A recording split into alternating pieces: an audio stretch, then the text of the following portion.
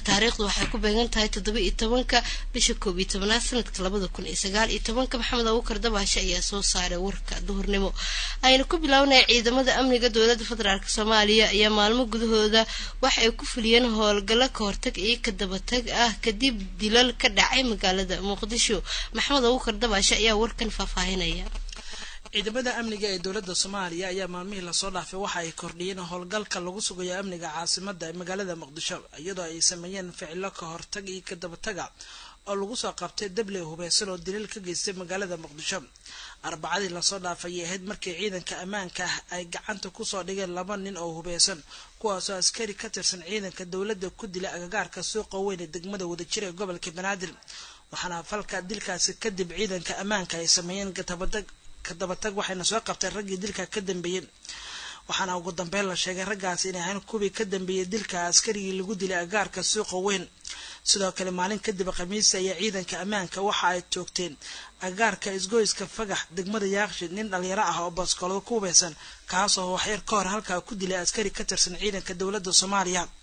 habeen ka hor ayaa ahayd markii 2 nin oo hubeysan ay weerar ku soo qaadeen xarunta degmada Daynil ee gobolka Banaadir ayagoo ugu dambeyn ciidanka amniga ay gacanta ku dhigeen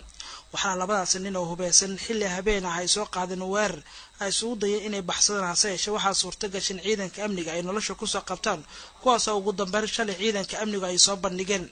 talabooyinka saxiiga ee maalmihii la soo dhaafay ee ka dhacay magaalada Muqdisho ayaa muujinaya in natiijo ay ka dhalatay howlgallada ciidanka amniga ay ka wadaan magaalada Muqdisho taasoo suurta gelisay inay hoos u dhacaan dilalka iyo qaraxyada ka dhacay magaalada caasimadda ee Muqdisho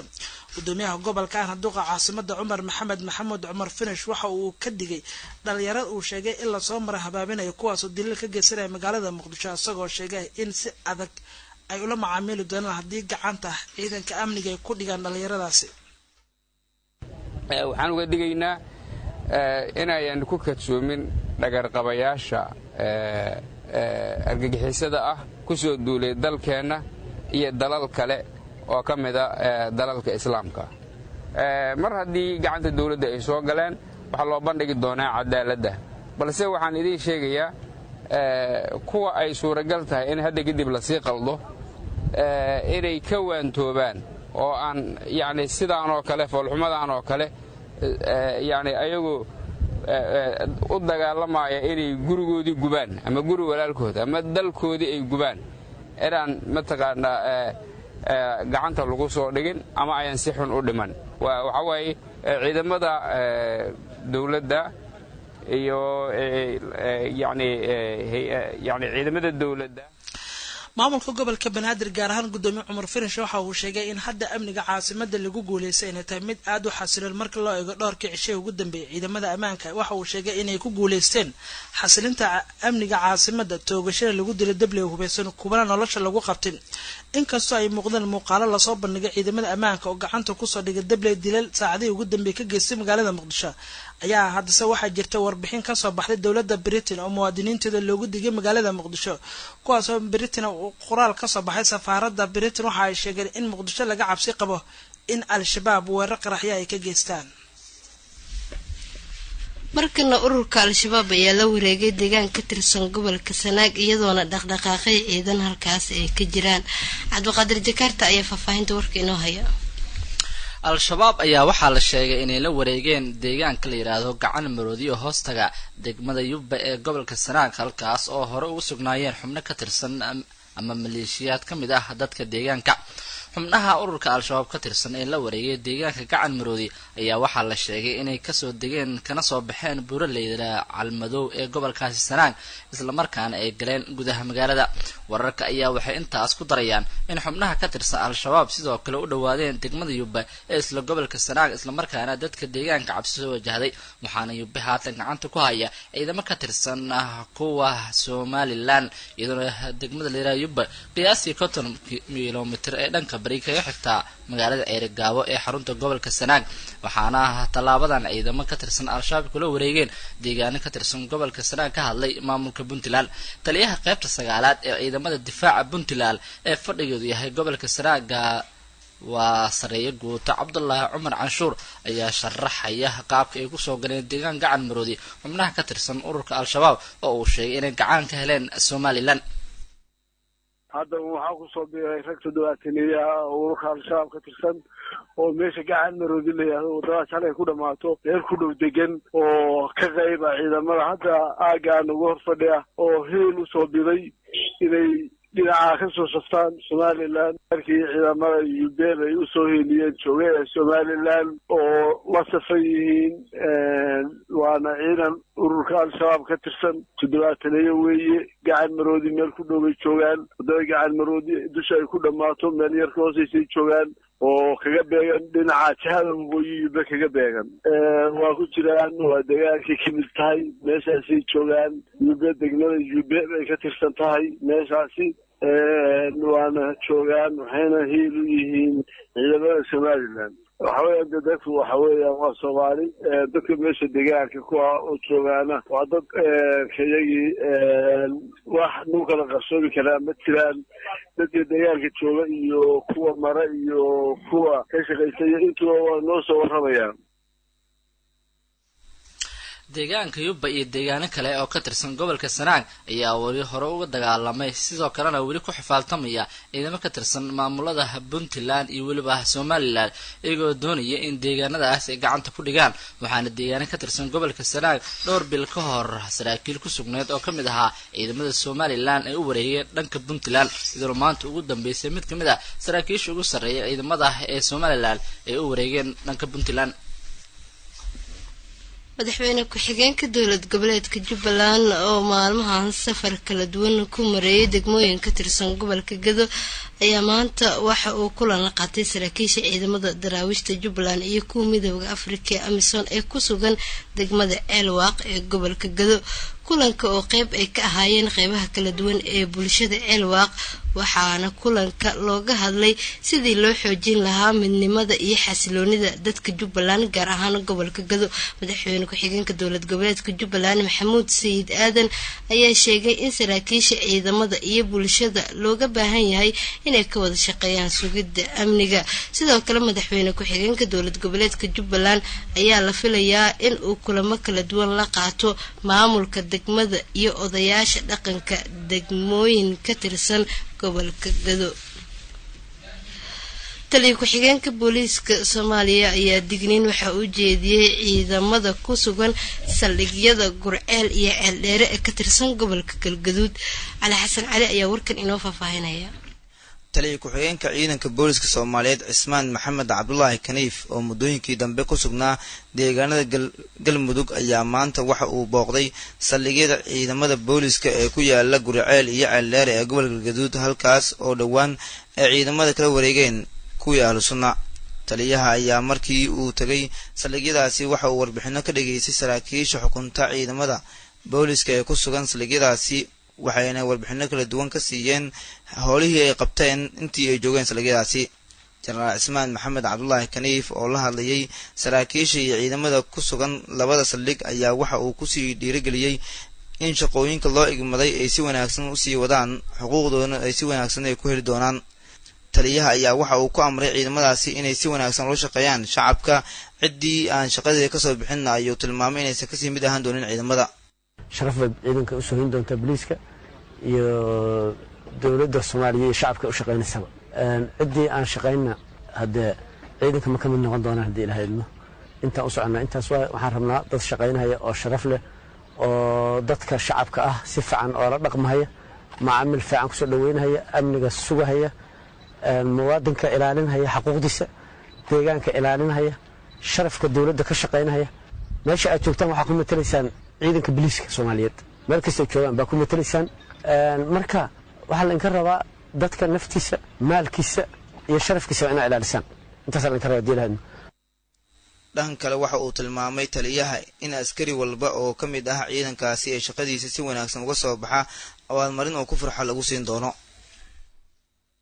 أنا شقدنا وأنا ونبت أنا ما رحت حالتنا وأنا ونبت بليسكا سيدا أكتهين وأديجها شعبك عن كجد وأنا عيد مرة كلته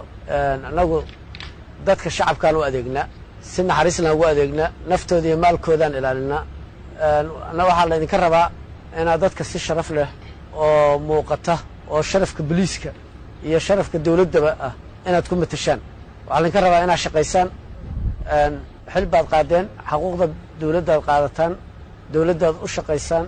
shacabkaad u adeegtaan wixii la inii xil saartay si qurux badan uga soo baxdaan marka rabnaa marka si sharaf loo hufan inaad u shaqaysaan biliiska soomaaliyeed baad matalaysaan sharaf inaad u soo hoysaan haddaad shaqaysaan kaalintiina ka soo baxdaan sharaf keentaan waxaad meeshiina inkugu imaan doontaa qof walba oo shaksi ah mudnaanta u keensada inay imaanaysa hadii lahayd kaasi wuxuu ahaa taliye ku-xigeenka ciidanka booliiska soomaaliyeed oo ku sugan deegaano ka tirsan galmudug isagoona digniin u jeedinaya ciidamada ku sugan saldhigyada gurceel iyo ceel dheere ee gobolka galgaduud dowladda kuweed ayaa waxay ku baaqday in aan lagu xadgudbin madax banaanida dowladda soomaaliya rijaal cabdi maxamed ayaa faahfaahinaya la taliye sare oo ka tirsan dowladda kuweed ayaa si adag uga hadlay xaaladda soomaaliya gaar ahaan horumarada ay samaysay dowladda dhexe ee soomaaliya isagoo ku baaqay in dowladda federaalka ee soomaaliya iyo maamul goboleeda dalka ay muujiyaan midnimo iyo wax walbana ay ku dhammeeyaan wada hadal isagoo ka hadlayay khilaafka ka dhex taagan dowladda dhexe ee soomaaliya iyo maamul goboleedyada jubbaland iyo weliba puntland nawaad al axmed oo ah la taliyaha wafdiga kuweed ee golaha ammaanka ee qaramada midoobey ayaa sheegay in guulo wax ku ool ah ay gaartay dowladda soomaaliya islamarkaana loo baahan yahay in la taageero si looga miro dhaliyo dadaalada xoogan ee hadda socda ee ku aadan dib u habeynta dhaqaalaha iyo sidoo kale in dalka doorashooyin ay ka dhacaan ergeyga dowladda kuweed ayaa sidoo kale bogaadiyey qorshaha dowladda soomaaliya ee qabsoomidda doorashada guud ee dalka ee sanadka 2020 ilaa iyo 2021 sidoo kale masar nawaad ayaa ka dalbaday xubnaha dalalka beesha caalamka inaysan ku xadgudbin madax banaanida dhuleed iyo midda badeed ee soomaaliya isagoo sheegay in loo baahan yahay in siyaasadda soomaaliya ee faraha kala baxaan qaar ka mid a dowladaha caalamka uu sheegay inay ku hawlan yihiin waxa uu tilmaamay inay muhiim tahay in la taageero xasilinta guud ee soomaaliya ee xilligan socota ugu dambeyntii waxa uu shaaciyay inuu soo dhaweynayo muddo kordhinta lagu sameeyey cunaqabateynta hubka ee saaran soomaaliya ee golaha ammaanka ee qaramada midoobey inay mar kalena ay tahay dareen muddo 1 sano ah in lagu daro laakiin loo baahan yahay inaan sanad daba lagu darin oo laga taxadiro in soomaaliya u baahan tahay ciidan tayeysan si ay u heshana aysan hublaan ciidankaasi shaqay karin hadalkan ayaa ku soo aadaya iyadoo dowladda federaalka ee soomaaliya ay haatan la daala dhacaysa dhibaatooyin kala duwan oo qaarkood ay ku hayaan dowlado shisheeye oo dana gaara ka leh dalka gaar ahaan geeska afrika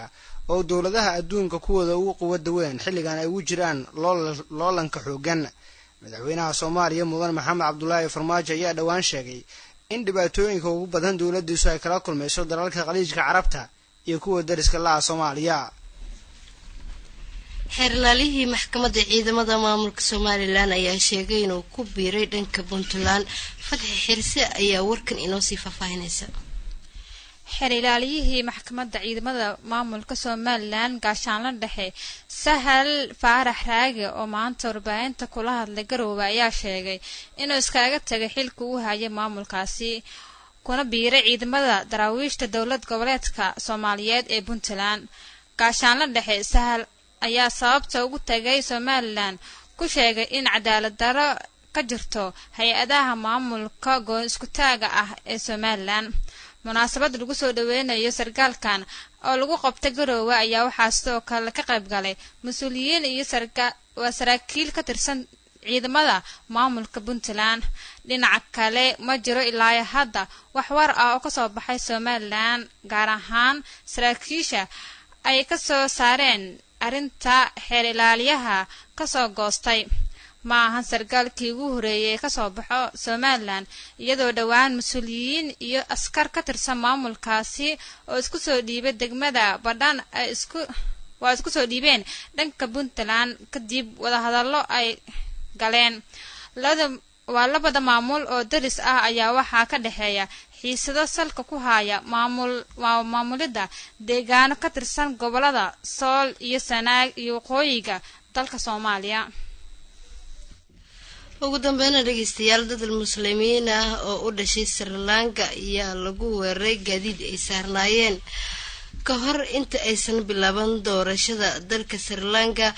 ayaa dabley hubeysan waxa ay weerar ku qaadeen bas ay saarnaayeen muslimiinta laga tira badan yahay ee dalkaasi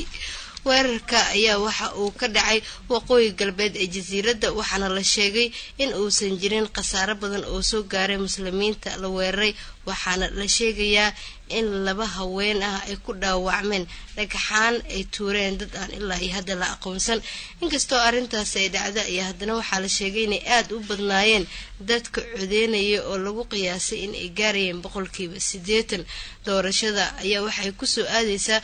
7 bilood kadib markii ay dalkaasi ka dhaceen weeraradii dhimashada iyo dhaawac badan geystay ay ku geeriyoodeen ilaa 250 qof. weeraradaasi oo lagu bartilmaameysaday kaniisado iyo hoteelo ku yaala jasiiradda ayaana waxaa mas-uuliyadooda sheegtay ururka isku magacaabay dowladda islaamka. guud ahaan dhegeystayaal warkii waa naga intaa. iduu seegaana dib waxaa kaga heli karaa webpage-kan internet ku leenahay ee ciwaankeenu yahay radio risala.com.